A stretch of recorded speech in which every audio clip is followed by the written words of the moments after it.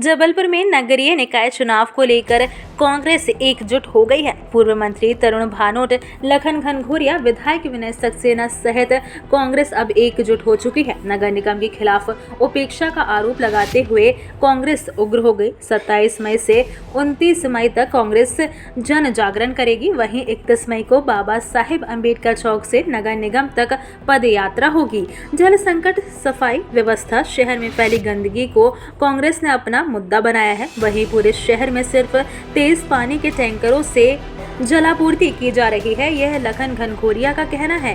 374 रुपए करोड़ खर्च करने के बाद भी ओमती और मोती नाला का विस्तार नहीं हुआ है। यह कहना लखन घनघोरिया का है।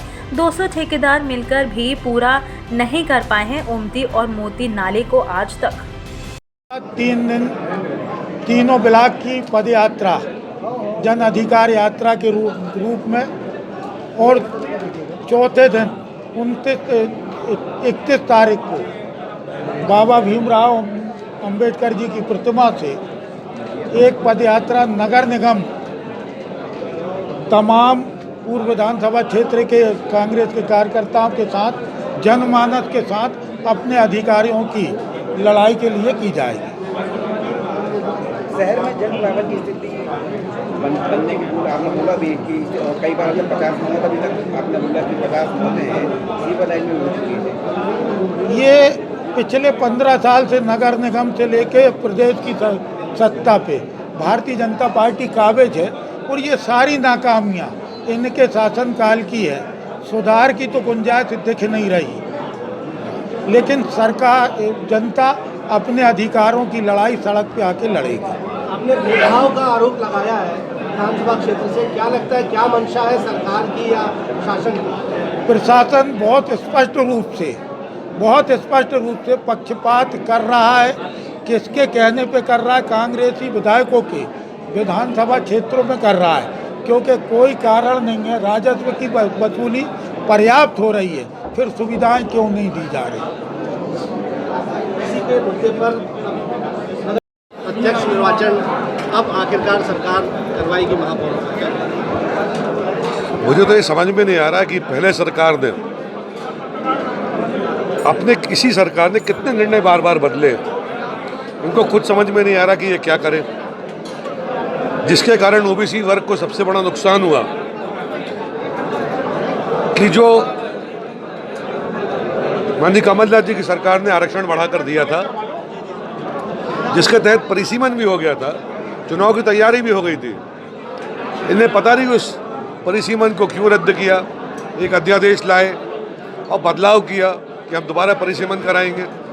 फिर बार बार ये करना कि हम प्रत्यक्ष कराएं अप्रत्यक्ष कराएं।